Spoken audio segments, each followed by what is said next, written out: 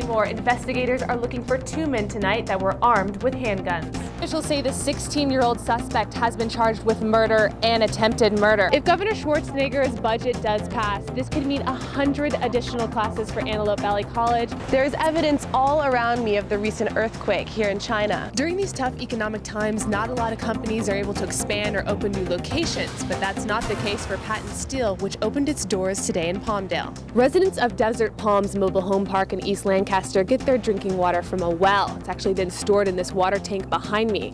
And now they're extremely concerned because for the past few weeks when they turn on their faucet, the water looks like this. More people are ditching their sports drinks and reaching for coconut water. But is this tropical craze all that it's cracked out to be? We're out here in Palmdale at Thursday Nights in the Square where things are starting to get kicked off. They'll be happening for 8 more weeks on every Thursday night. And as you can see, there's thousands of people here.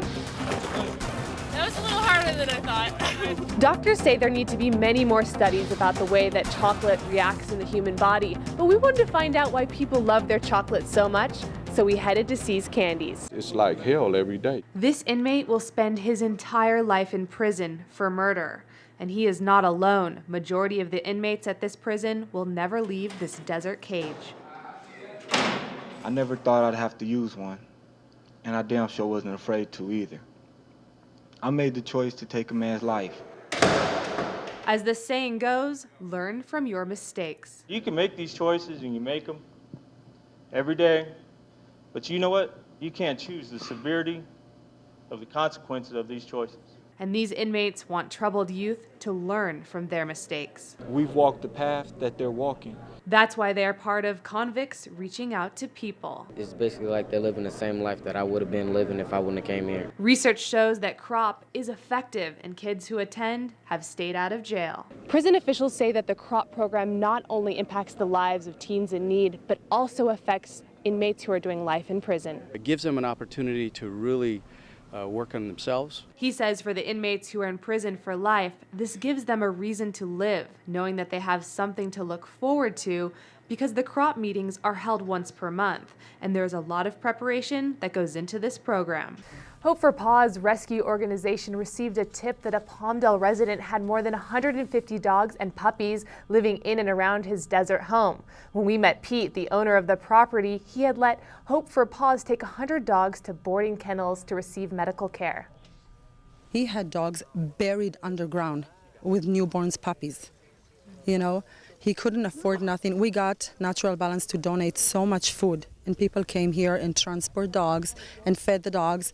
Pete, the owner of the property, was not arrested. Yesterday, he helped volunteers remove the animals from his home. I'm a dog lover, for starters, and one of these people has a rough time saying no to an animal or, you know, in distress. You know, you're out here in the desert. It's a pretty harsh environment. I see dogs, no water, no food, injured animals hit by cars, lost, abandoned. There's a lot of situations, all of which, you know, in this environment is a death sentence. By law, Pete is only allowed 2 dogs on his property. And anytime I can help or save an animal, I usually do.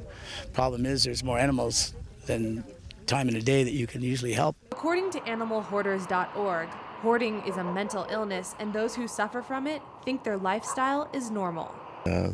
This guy lives there and has 100 dogs, and it's a real bad situation. The guy seems like a really nice guy, and all these hoarders do, but when you go to their facility or their house, it's the worst possible conditions you can imagine and still be alive. Gold says Hope for Paws is picking up the veterinary bill for these dogs, who will hopefully be placed in foster homes, but 35 dogs still remain at Pete's. All the dogs here are in very good physical shape. For the most part, they're very social. And he's only probably got about 35 left of the 200. So rescues did an excellent job of getting the animals off the property. LA County's goal is to remove all the dogs by tomorrow with the help of rescue organizations like Hope for Paws. Meet Sophia. This aircraft is everything except ordinary. Sophia is an observatory for the infrared, which is part of the entire spectrum. The spectrum includes radio waves, infrared, visible light, ultraviolet, and gamma rays. And so the human eye is only sensitive to visible light. But Sophia can see beyond the human eye. This is the only one of its kind in the world, and we're going to be accomplishing things that have never been accomplished before. Like taking a closer look at our universe. Sophia stands for... It's the Stratospheric Observatory for Infrared Astronomy. It has been over a decade since NASA first began its dream towards flying Sophia high in the sky. This flying science center is equipped with a telescope. The telescope was Germany's Aerospace Center DLR's contribution. The Sophia is the world's largest flying scientific observatory, and we're going to go inside and take a tour. This retired Pan Am aircraft will take its first scientific flight within the next 6 weeks. And it will be looking in the infrared spectrum, which means that it will pick up heat radiation, which leads you to answer questions about the formation of the universe, the formation of stars, the formation of planets. This could lead to some of the questions in terms of the formation of the planet that we inhabit, planet Earth. The telescope will also study new forming stars, galaxies that are colliding, and the atmosphere of planets. Sophia has a telescope that's 2.5 meters in diameter. That's about 100 inches in diameter. And it's floated on this very delicately balanced bearing that allows, with the right control electronics, to point very, very precisely. This will allow for more accurate astronomical observations.